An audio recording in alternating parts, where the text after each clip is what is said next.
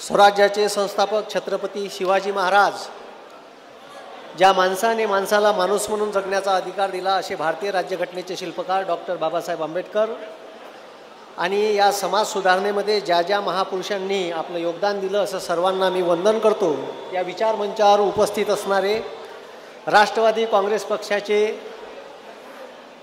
अध्यक्ष संयमी नेतृत्व या महाराष्ट्राला राष्ट्रवादी पार्टीला लाभलेला आहे असे जयंतदादा पाटील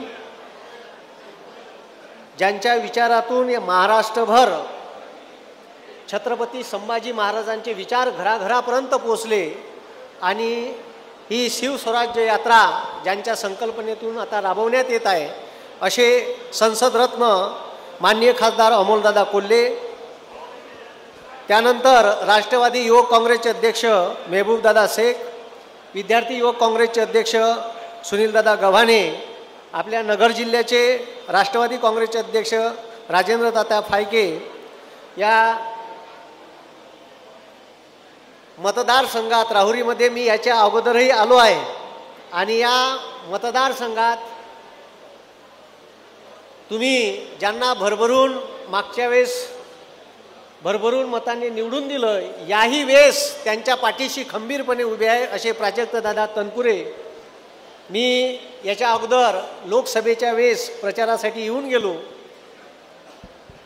आणि बरेचसे लोकसभेचे मुद्दे बऱ्याच सभेत गाजले, पण आता सध्या विधानसभेचं इलेक्शन आहे आणि या विधानसभेच्या इलेक्शनमध्ये मी पाहून राहिलो आता महाराष्ट्राच्या मुख्यमंत्र्यांनी महाराष्ट्राच्या विधानसभेत मागच्या अधिवेशनात सांगितलं होतं का आमचे जे जिल्हा परिषदेच्या शाळेतले पोट्टे आहे यायले म्हणे आम्ही नवीन चांगले ड्रेस चांगल्या क्वालिटीचे देणार आहे आणि ड्रेस दाखवले होते। प्राथमिक शाळेच्या जिल्हा परिषदेच्या शाळेच्या पोरायले वर्षाभरात 2 ड्रेस भेटते, एक 15 ऑगस्टले आणि एक 26 जानेवारीले। एक दाढीवाला तिथं आहे, एक दाढीवाला इथं आहे। यायले मला प्रश्न विचारायचा आहे 15 ऑगस्ट निघून गेली पण अजूनही पोरायले ड्रेस भेटले नाही। 15 ऑगस्टले आपल्या शाळेच्या पोरायनं ठिगळे लावलेले ड्रेस घातले होते। हे ड्रेस एका जळगावच्या बीजेपीच्या माणसाला त्याचे कॉन्ट्रॅक्ट दिले आहे का तूच बनव, म्हणजे एकालेच बंद्या महाराष्ट्राचे ड्रेसचे कॉन्ट्रॅक्ट एकाच माणसाले। पहिले हे प्राथमिक शिक्षण समिती जे गावात राहत होती त्याचे लोक कपडा आणायचे आणि शिवाचे, म्हणजे तुम्ही विचार करा का हे किती पैसे कमावण्याच्या मागं लागलेले आहे। 50 खोके एकदम ओके। आता त्याच्यानंतर याच तिगाडी सरकारनं महाराष्ट्राच्या जिल्हा परिषदच्या शाळा ज्याची पटसंख्या 20 आहे तो बंद करण्याचा GR काढला होता। महाराष्ट्रातल्या लोकांना तमाम लोकांना विरोध केला म्हणून GR मागं घेतला, नाही तर महाराष्ट्रातल्या गोरगरीब कष्टकऱ्याचे पोरं ज्या जिल्हा परिषदच्या शाळेत शिकते त्या शाळा यायनं बंद केल्याशिवाय ठेवल्या नसत्या। इतकं तुफान काम आहे। आता आमच्या इकडे आता मोदीची सभा झाली, काल पुण्यात येणार होते मोदी साहेब।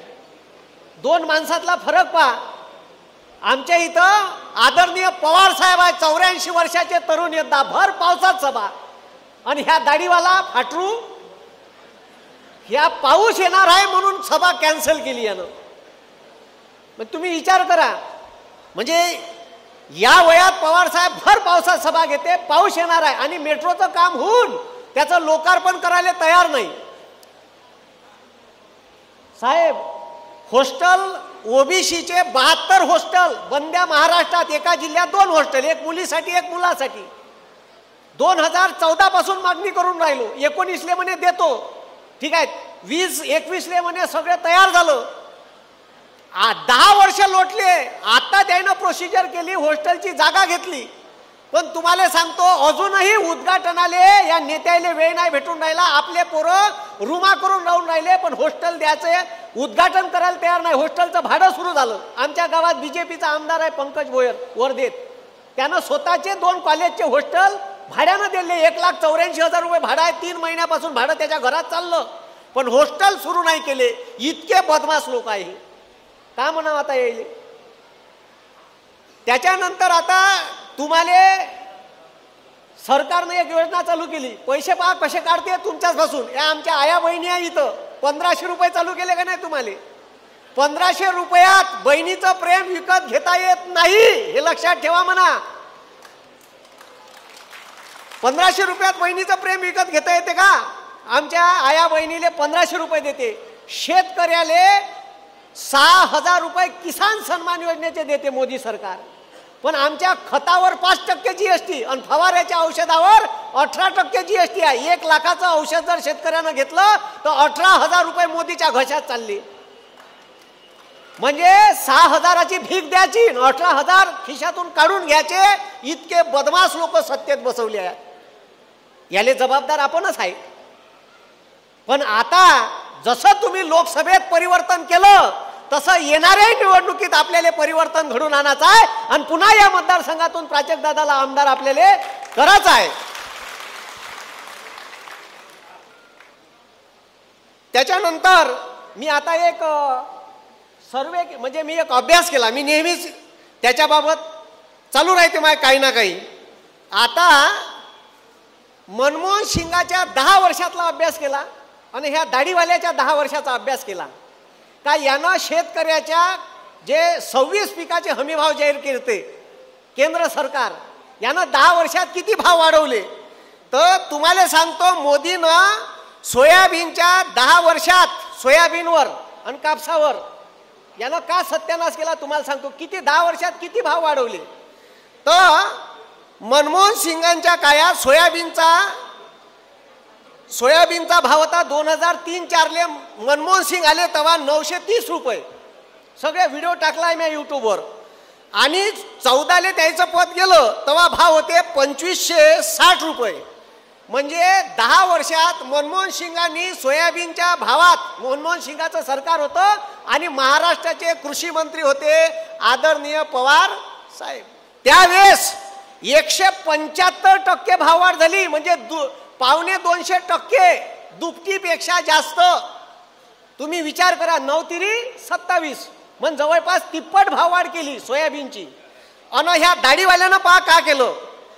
ठीक आहे, या दाढीवाल्याचा विषय पहा. यानं का केलं, अरे बा, यानं ह्या जेव्हा सत्तेत आला तेव्हा 2560 रुपये भाव होते. आणि आता 2023-24 मागच्या वर्षी 4006 रुपये सोयाबीनचा हमी भाव होता. ह्या पठ्ठ्यानं फक्त 79% सोयाबीनच्या भावात वाढ केली 10 वर्षात. इतकं चालू आहे. आणि यानं भाषणात सांगितलं होतं 14 का शेतकऱ्याचा हमी भाव 2.5 पटीनं वाढवण. 2.5 पट सोडा, दुप्पट नाही वाढला. म्हणजे यानं जे भाव होते 2500, मनमोहन सिंगच्या काळात जर म्हणलं तर आता सोयाबीनचा भाव 7,500च्या घरात पाहिजे होता. एकव्या सोयाबीनचे भाव 12,000वर गेले होते.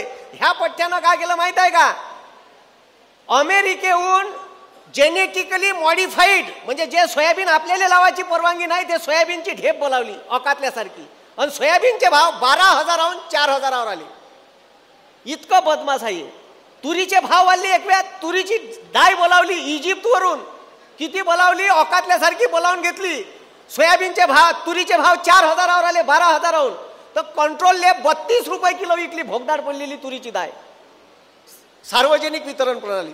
म्हणजे आपले पोरं शिकले नाही पाहिजे.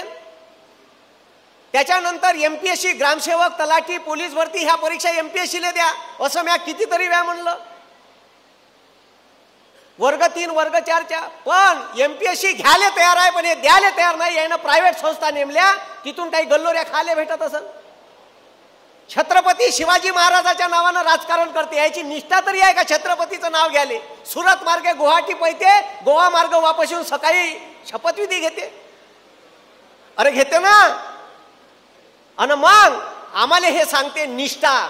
छत्रपती शिवाजी महाराजाचं स्वराज्य हे याच राज्यातल्या 12 बलुतेदार 18 पगड जातीच्या निष्ठेवर अवलंबून होतं. तुमच्यासारखी निष्ठा 50 खोक्यात विकत घेऊन खाल्ली नाही. असे महाराष्ट्रातले काही निष्ठावंत लोक अजूनही जिवंत आहे आणि ते तुम्हाला फेरबदल करून दाखवल्याशिवाय राहणार नाही. तुम्ही उभा केलेला छत्रपती शिवाजी महाराजाचा पुतळा 8 महिन्यात पडते.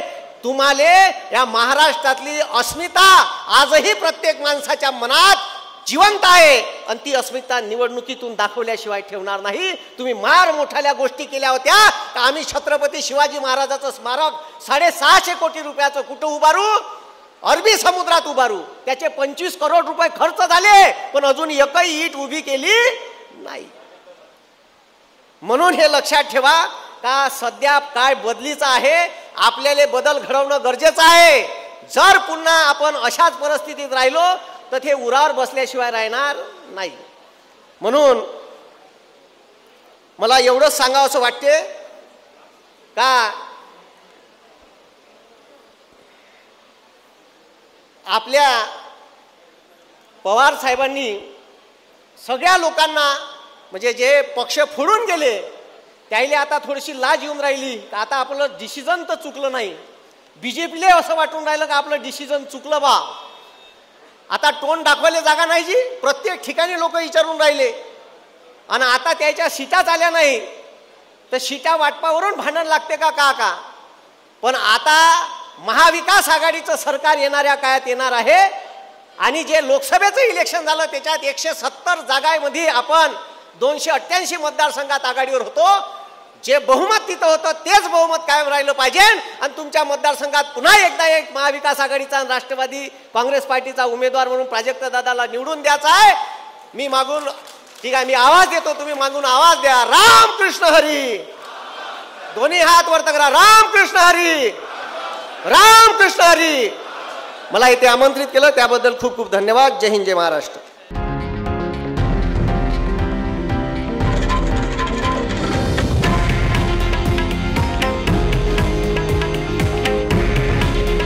हे आहे देशातील नंबर 1 न्यूज नेटवर्क आणि आपण पाहत आहात TV9 मराठी.